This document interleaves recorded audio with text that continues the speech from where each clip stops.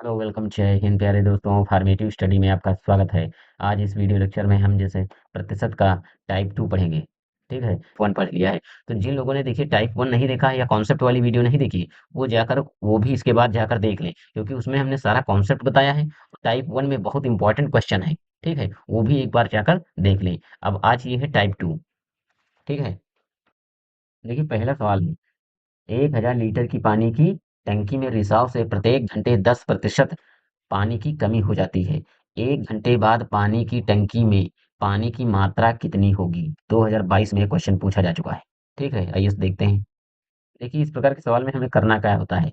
देखिए यहाँ पर देखिए यहाँ पर 1000 लीटर दिया हुआ है, लेकिन यहाँ पर देखिए प्रतिशत मान दिया है। ठीक है, तो हमें ये नहीं पता है कि रिसाव से प्रत्येक घंटे कहा है कि 10% पानी की कमी होती है, लेकिन हमें पहले पता करना होगा कि कितने लीटर की कमी हो रही है। ठीक है, तो हम इसको कैसे लगाएंगे। देखिए 1000 1000 लीटर का पहले निकालेंगे हम 10% कितना होता है। तो 1000 लीटर का 10% कितना होगा। देखिए पहले हम लिखेंगे 1000 का मतलब गुणा, ये कॉन्सेप्ट वाली क्लास में हम सारा कुछ आपको बता चुके हैं। ठीक है, अब 10, ये जो प्रतिशत हटेगा तो बटे में 100 आ जाएगा। ठीक है, अब देखिए इस जीरो से इसको काटेंगे, इस जीरो से इसको काट लेंगे, तो ये आ जाएगा देखिए 100, यानी ये आ जाएगा 100 लीटर की कमी हो रही है। ठीक है, 1 घंटे में 100 लीटर की कमी हो रही है। तो क्या करना है कि 1 घंटे बाद पानी की टंकी में पानी की मात्रा कितनी होगी। तो देखिए 1 घंटे में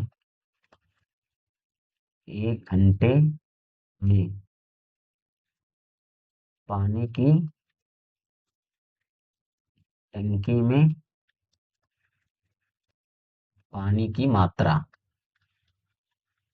ठीक है, देखिए यहाँ पर 1 घंटे में नहीं होगा, यहाँ थोड़ा लैंग्वेज आप सही कर लीजिए, बाद होगा। ठीक है, 1 घंटे बाद सवाल में कह रहा है। ठीक है, तो देखिए, तो 1 घंटे बाद पानी की टंकी में पानी की मात्रा कितनी बचेगी। तो देखिए टोटल 1000 लीटर है, 1000 लीटर पानी है टंकी में, और हर घंटे 1 घंटे में पानी कितना कम हो रहा है, 100 लीटर। हर घंटे पानी 100 लीटर कम हो रहा है, तो घटा दीजिए 100 लीटर, तो कितना आ गया 900 लीटर। ठीक है, 1 घंटे बाद पानी की मात्रा कितनी होगी, 900 लीटर, क्योंकि हर घंटे जो है 1000 लीटर पानी रिसाव के कारण बह रहा है। ठीक है, तो आंसर कितना हो जाएगा, 900 लीटर। ठीक है, अगला सवाल देखते हैं। एक व्यक्ति अपनी आय का 1/4 भाग व्यक्तिगत खर्च में और 1/2 भाग, ठीक है, 1/2 भाग घरेलू खर्च में तथा 1/5 बच्चों की शिक्षा पर व्यय कर दिया, तो उसके पास कितना भाग बचा। ये 2022 में क्वेश्चन पूछा गया है। ठीक है, ये देखिए जैसा कि ये सवाल अगर देखा जाए तो ये भिन्न वाले चैप्टर का है, लेकिन ये प्रतिशत में भी दिया है। ठीक है, तो देखिए इसको लगाने के दो तरीके हैं। ठीक है, अगर हम इसको 100 मानकर लगाएंगे तो ये थोड़ा लंबा जाएगा। ठीक है, इसका जो सवाल का सॉल्व करेंगे तो ये थोड़ा समय ज्यादा लेगा, लेकिन अगर ये भिन्न मेथड से इसे सॉल्व करेंगे तो ये आसान रहेगा। तो देखिए हम दोनों तरीके आपको बता रहे हैं, तो पहले हम देखिए हम बता देंगे भिन्न वाला कैसे लगेगा। देखिए भिन्न वाला जो तरीका क्या कहता है, देखिए, तो देखिए इसके जो क्या करना है, इसमें देखिए टोटल खर्च कितने हैं। तो इसके जो खर्च है 1/4 यहाँ पर, ठीक है, और 1/2 खर्च है, फिर 1/5, यानी इसके तीन जो खर्चे हैं। ठीक है, ये तीन जो खर्च हैं इनको आप जोड़ लीजिए और एक से घटा दीजिए, बस आपका आंसर हो जाएगा। देखिए देखिए देखिए व्यक्ति के पास शेष बची राशि, या शेष भाग भी लिख सकते हैं। ठीक है, तो शेष राशि कितनी बची। ठीक है, तो देखिए तीनों खर्चों को जोड़िए और एक से घटाइए। तो देखिए पहले हम लिखेंगे एक माइनस, कितना खर्च है पहला 1/4, प्लस 1/2 खर्च है, प्लस 1/5, ये हैं उसके तीन जो हैं खर्च। अब देखिए इसे सॉल्व कीजिए। तो देखिए इसको हम कैसे सॉल्व करेंगे, यहाँ पर देखिए हम फ्रैक्शन वाले टॉपिक में बता चुके हैं कि ये जो भिन्न वाला है इसमें सॉल्व करने के लिए दो तीन तरीके हमने बताए हैं, लेकिन यहाँ पर एलसीएम मेथड आप यूज करेंगे। देखिए तो नीचे का देखिए 4, 2 और 5 का जब लासा लेंगे तो ये आ जाएगा 20। ठीक है, लासा आ जाएगा 20। अब क्या करेंगे, देखिए चार, इस 4 से इस 20 को डिवाइड करेंगे तो 4×5 5 आएगा, तो यानी 5 को ऊपर लिखेंगे और गुणे 1। ठीक है, 1 प्लस 2 से इसको डिवाइड करें तो दहम, और ऊपर 1 है, तो 10×1, प्लस 5 से अब इसको डिवाइड करें, 5×20, तो 4 ऊपर वाला 1। बस अब सॉल्व कीजिए।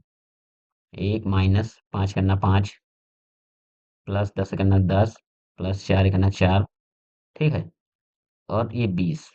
अब जोड़ लीजिए, 1 माइनस 10, 5 15 4 19, 19/20। देखिए अब इसे सॉल्व कीजिए। देखिए, तो 20 एकन्ना 20, इस प्रकार सवाल कैसे लगेगा? देखिए, चाहे आप एलसीएम ले लीजिए, लेकिन देखिए 20 एकन्ना 20, 20 को 1 से गुणा करेंगे तो 20 एकन्ना 20 माइनस ये 19/20, तो ये हो जाएगा 1/20। ये आपका आंसर हो जाएगा। लेकिन अगर कहे इसी सवाल में अगर कह दे कि प्रतिशत मान बताइए कि प्रतिशत में कितना बचा है, तो देखिए अगर भिन्न को हमने पहले ही बता चुके हैं हम उसमें जो कॉन्सेप्ट वाली क्लास में। तो देखिए अब हमें 1/20 को अगर प्रतिशत में चेंज करना है, कैसे करेंगे? देखिए 100 से गुणा कर देंगे, तो इसको और इसको काटिए, 2 से इससे काटिए, 2 2 पंचे, तो प्रतिशत में आ जाएगा 5%। ठीक है, ये हो गया आपका आंसर। ठीक है, नहीं तो आप 1/20 आंसर कर देंगे तब भी सही है, लेकिन अगर आप प्रतिशत में क्वेश्चन में कह दे कि प्रतिशत में मान बताइए तो आप 5% लिख सकते हैं। ठीक है, अब इसका देख लीजिए एक दूसरा तरीका। देखिए दूसरा तरीका क्या है, 100 मानकर हम कैसे सॉल्व करते हैं? देखिए माना व्यक्ति की आय 100 रुपये है, ठीक है, और व्यक्तिगत खर्च उसका कितना है? आय का 1/4, यानी आय कितनी थी? 100 रुपये थी, उसका 1/4, तो 25 रुपया खर्च होगा व्यक्तिगत। फिर घरेलू खर्च, आय का 1/2 भाग, यानी आय कितनी थी? 100 रुपये, क्योंकि 100 रुपये हमने माना, ठीक है, और 1/2, तो एक यहाँ पर कितना खर्च हुआ घरेलू? 50 रुपये। फिर देखिए शिक्षा पर खर्च, तो आय का 1/5 भाग, तो आय कितनी थी? 100 रुपये, फिर उसका 1/5, तो हमने निकाला ये वो आया 20 रुपये। ठीक है, अब यहाँ पर देखिए कुल खर्च, तो टोटल तीनों को जोड़िए, ठीक है, तीनों खर्चे हमने जोड़ लिए तो 95 हुए। और आय कितनी मानी थी? तो शेष राशि, आय हमने मानी थी 100 रुपये, ठीक है, 100 रुपये जो हमने आय मानी थी उसमें से खर्चा हुआ 95 रुपये, तो कितना बचा? 5 रुपये। ठीक है, आप चाहें तो 5 रुपये यही आंसर छोड़ सकते हैं, या फिर आप अगर प्रतिशत में आंसर पूछ रहा है तो 5% हो जाएगा। 5% क्यों? क्योंकि हमने आय मानी थी 100 रुपये, ठीक है, और प्रतिशत की गणना हमेशा 100 रुपये पर 100 पर होती है, इसलिए ये कितना हुआ? 5%। ठीक है, अगर इसी को आपको भिन्न में चेंज करना है तो 5 को अगर भिन्न में चेंज कर देंगे तो 1/20 आ जाएगा। ठीक है, तो जो तरीका आपको सही लगे वो लगाइए। ठीक है, मुझे लगता है पहला वाला ज्यादा सही है। ठीक है, अब अगला सवाल देखते हैं। अब देखिए तीसरा सवाल है, एक व्यक्ति ने एक घड़ी 1400 रुपये में खरीद कर 1600 में बेच दिया तो उसे कितना लाभ हुआ? ठीक है, तो देखिए इसका पहले फार्मूला हम लिख लेते हैं। ठीक है, अब देखिए जो हमने 3 4 फार्मूले लिखे हैं, ठीक है, ये आपको याद कर लेना है, क्योंकि जो अगर आपने ये फार्मूले याद कर लिए, ठीक है, तो आपका कोई भी सवाल गलत नहीं होगा, चाहे जितना आप मैथ क्यों ना वीक हो। देखिए जिनको बिल्कुल मैथ नहीं आता, क्योंकि वो अगर फार्मूले से बहुत अच्छे से सॉल्व कर सकते हैं, नहीं क्या देखिए क्या है, अगर बताना मैं चाहूँ तो देखिए ये डायरेक्ट भी सवाल बता सकता हूँ, ये फार्मूले बताने की कोई ज़रूरत नहीं है, ठीक है? लेकिन जिनको देखिए मैथ आती नहीं है, अगर उनको हम डायरेक्ट वाले तरीके बताएँगे तो वो आप सॉल्व नहीं कर पाएँगे, ठीक है? और आप भूल जाएँगे, वो तरीके देखिए जल्दी भूलते हैं। और दूसरी बात, देखिए आप डीएलएड किस लिए कर रहे हैं? क्योंकि आपको टीचर बनना है, और टीचर बनने के लिए आपको बच्चों को वहाँ पढ़ाना पड़ेगा, ठीक है? बच्चे क्या है, ये वाले तरीके फार्मूले बच्चे को कैसे बताना है, यही आप डीएलएड में जो 4th सेमेस्टर तक आपको यही सिखाया जाएगा कि आपको बच्चों को कैसे पढ़ाना है। तो देखिए बच्चों को पढ़ाने के लिए आपको यही तरीका जो हम आपको बता रहे हैं, ये आपको तरीका दिखाना है। क्योंकि अगर वो डायरेक्ट वाले तरीके बच्चे नहीं जानते हैं, ठीक है? क्योंकि आपको जूनियर लेवल या प्राइमरी लेवल का टीचर बनना है, ठीक है? वहाँ बच्चे छोटे होते हैं, तो उनको ये फार्मूले वाले तरीके चाहिए, ठीक है? जिससे कि उनके अंदर अच्छे से कॉन्सेप्ट समझ में आ जाए। नहीं तो अगर डायरेक्ट सवाल आप बताएँगे तो वो सॉल्व नहीं कर पाएँगे। उसी प्रकार अगर आप एग्ज़ाम में डायरेक्ट सवाल लगाएँगे तो आपको नंबर नहीं मिलेगा, आपका नंबर कट जाएगा। लेकिन अगर आप बिल्कुल बच्चों के जैसे बच्चे सवाल लगाते हैं, उस प्रकार सवाल लगाएँगे तो आपको पूरा नंबर मिलेगा। क्योंकि मैं ये खुद एक बार अपना अनुभव आपका साझा कर रहा हूँ। एक सवाल मैंने डायरेक्ट लगा दिया था जिस वज़ह से मेरा नंबर कट गया था, ठीक है? तो हम मैं नहीं चाहता कि आपका किसी भी प्रकार की मतलब दिक्कत हो। आप जो हम बता रहे हैं वो तरीका बिल्कुल पहले फार्मूले याद कर लीजिए, ठीक है? और इसी हिसाब से, लेकिन हाँ, ये जो हम फार्मूले बता रहे हैं इससे कोई भी किसी भी प्रकार का सवाल क्यों ना हो, आपका सवाल नहीं गलत होगा, ठीक है? तो देखिए लाभ का फार्मूला क्या है? लाभ हम कैसे निकालते हैं? देखिए विक्रय मूल्य माइनस क्रय मूल्य, इसे हम कॉस्ट प्राइस कहते हैं, ठीक है, विक्रय मूल्य को, और क्रय मूल्य को हम सेलिंग प्राइस कहते हैं। देखिए जो हानि होती है इसे हम क्रय मूल्य माइनस विक्रय मूल्य। देखिए हम लाभ कब कमाते हैं? ठीक है, लाभ हम जैसे कोई हम वस्तु को खरीद कर लेकर आए, मान लीजिए 100 रुपए की खरीद कर लाए हैं, ठीक है, विक्रय मूल्य उसी को कहते हैं, ठीक है, खरीदना मूल्य, ठीक है। अगर हम खरीद कर लाए हैं कोई वस्तु को 100 रुपए की, और उसे हम 120 रुपए में बेचे, तो हमें 20 रुपए का लाभ होगा, ठीक है। तो वही तो पहले हम विक्रय मूल्य में से क्रय मूल्य घटा देंगे, तब हमें पता चलेगा कि लाभ कितना हुआ है। और हानि का है क्या? पहले देखिए हमें क्रय मूल्य पता चलना चाहिए कि हम हानि कब हुई है। जैसे हम लेकर आए कोई सामान 100 रुपए की और उसे हमने 80 में बेच दिया, तो हमें 20 रुपए की हानि हुई ना। तो देखिए हानि का फार्मूला क्या है, क्रय मूल्य यानी जो खरीद मूल्य है, ठीक है, और माइनस विक्रय मूल्य, ठीक है। अब देखिए एक सवाल इससे और बनता है प्रतिशत लाभ, ठीक है। अगर प्रतिशत लाभ पूछा जाए तो क्या करना है, देखिए विक्रय मूल्य माइनस क्रय मूल्य बटे क्रय मूल्य इंटू 100, क्योंकि हमें प्रतिशत में बदलना है, ठीक है, तो 100 से गुणा कर देते हैं। ठीक है, उसी प्रकार देखिए प्रतिशत हानि कैसे हम निकालेंगे, तो क्रय मूल्य माइनस विक्रय मूल्य बटे क्रय मूल्य और गुणे 100। तो ये चार फार्मूले आप लिख लीजिए, ठीक है। और इससे अगर इस टाइप का कोई लाभ हानि वाला सवाल बनेगा एग्जाम में तो आपका गलत नहीं होगा, ठीक है। तो आइए देखते हैं पहला सवाल। देखिए पहला सवाल है कि एक व्यक्ति ने एक घड़ी 1400 में खरीदी, तो खरीदी मतलब इसने क्रय किया, ठीक है। तो क्रय मूल्य क्या है, 1400 रुपये, ठीक है। फिर 1600 में बेच दिया, तो यानी विक्रय मूल्य। अब देख लीजिए विक्रय मूल्य, तो विक्रय मूल्य कितना है, 1600 रुपये, ठीक है। तो क्या कह रहा है, लाभ बताइए। तो लाभ का फार्मूला क्या है, देखिए लाभ बराबर होता है, देखिए विक्रय मूल्य माइनस क्रय मूल्य, ठीक है। तो विक्रय मूल्य कितना है, 1600 रुपये, 1600 माइनस क्रय मूल्य कितना है, 1400 रुपये, 1400 रुपये। तो कितना हुआ, 200 रुपये, यानी लाभ कितना हुआ, 200 रुपये का। ये हो गया आपका आंसर। यही तरीका आपको सवाल एग्जाम में लगाना है और आगे चलकर बच्चों को पढ़ाते समय यही तरीका आपको बताना है, ठीक है। हम यहाँ देखिए हर चीज जो डिलेट में आपको पढ़ाने से रिलेटेड हर चीज आप सीखेंगे, ठीक है।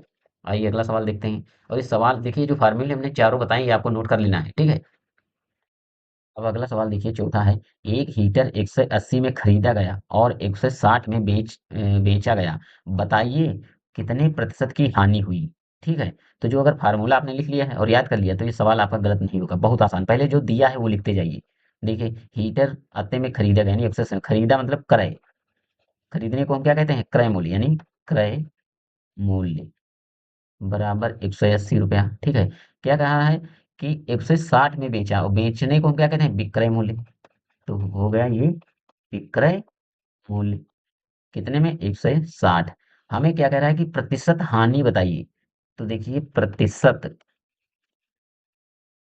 हानि, प्रतिशत हानि का देखिए हमने फार्मूला पहले आपको लिखा चुके हैं। देखिए तो प्रतिशत हानि का फार्मूला क्या होता है, ठीक है। तो देखिए प्रतिशत हानि का फार्मूला होता है क्रय मूल्य माइनस विक्रय मूल्य, ठीक है, बटे क्रय मूल्य, क्रय मूल्य गुणे 100।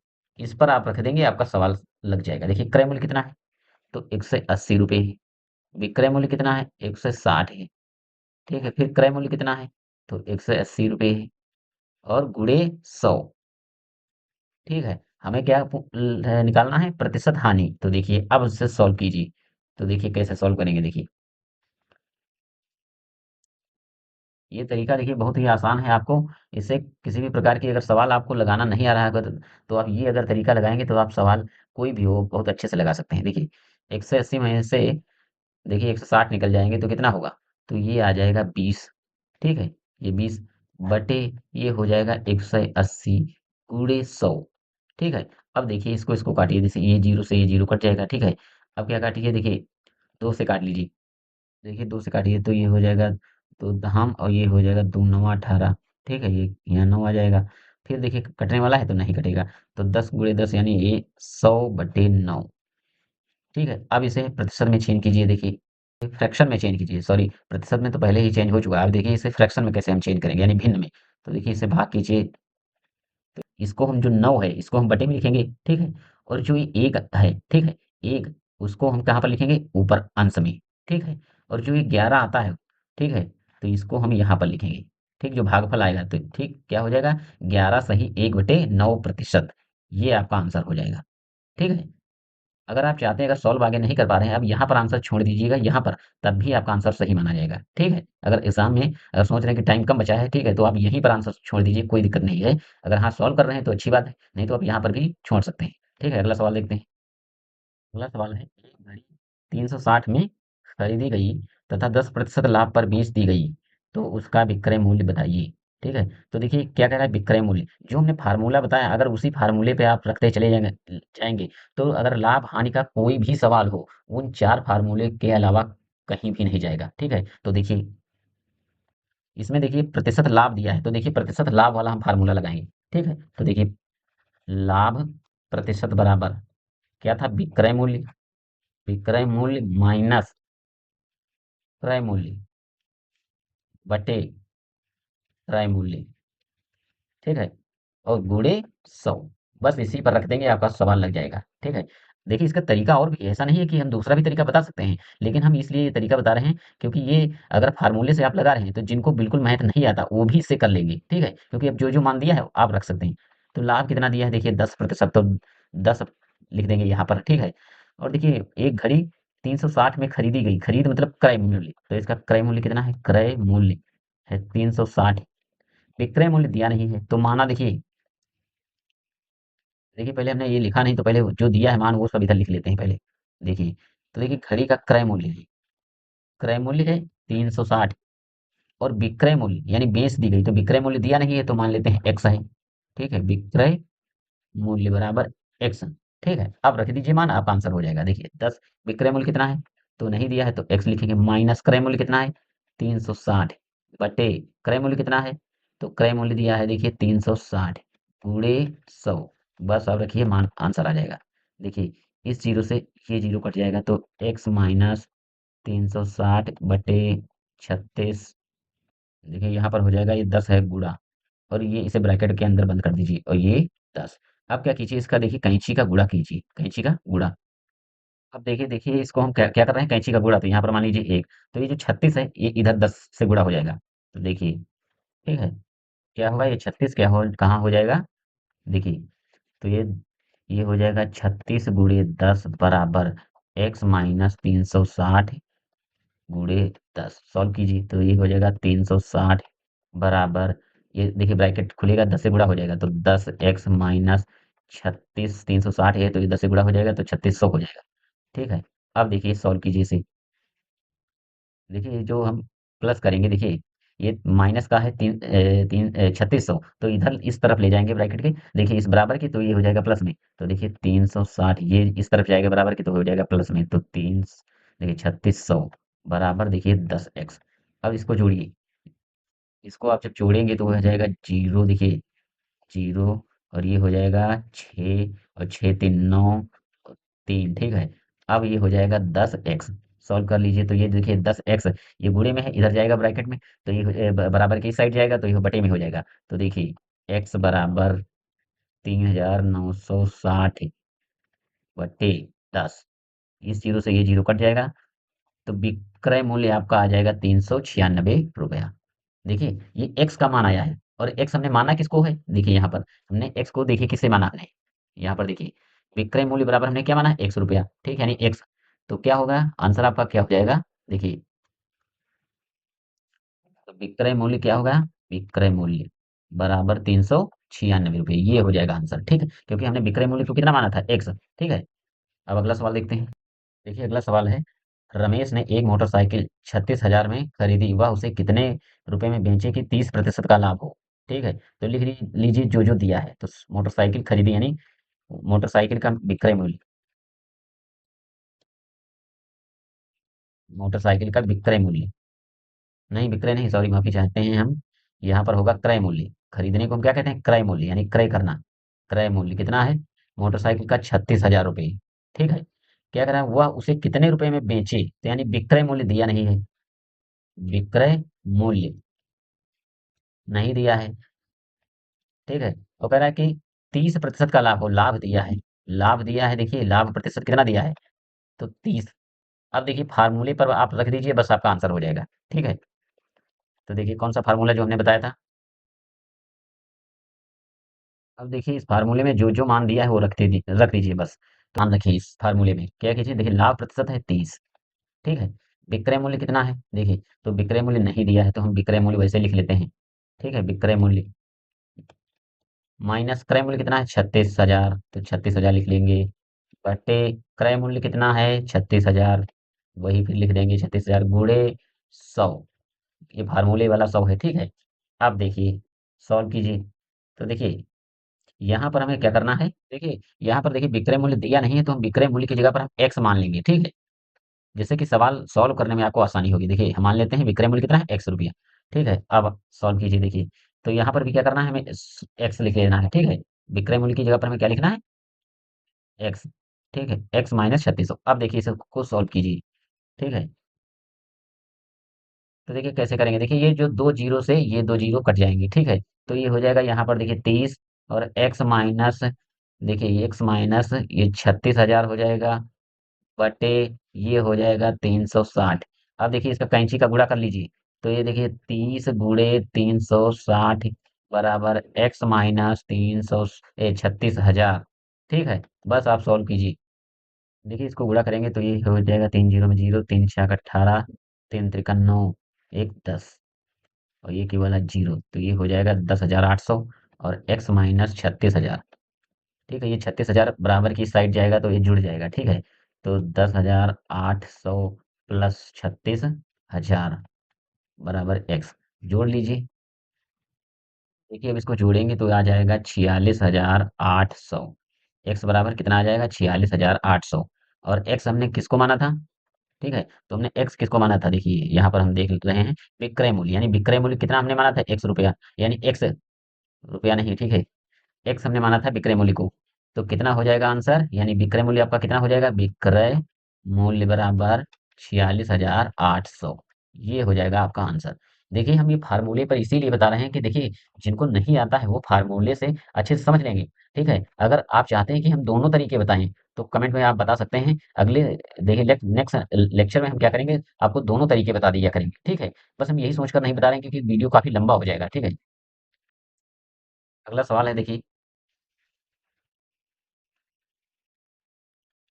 देखिए ये सवाल आपको होमवर्क में लगाना है। इससे पिछला वाला जो 6 नंबर का हमने सवाल लगाया बिल्कुल सेम उसी पर है, ठीक है। राम ने 300 में एक रेडियो खरीदा, उसे कितने रुपए में बेचे कि 20% का लाभ हो, ठीक है। इसको इसको अपने देखिए अपने आप लगाना है, ठीक है। अगर आप नहीं लगा पाएंगे तो हम नेक्स्ट वीडियो में इसको बता देंगे, ठीक है। तो ये सॉल्व अपने आप करना है।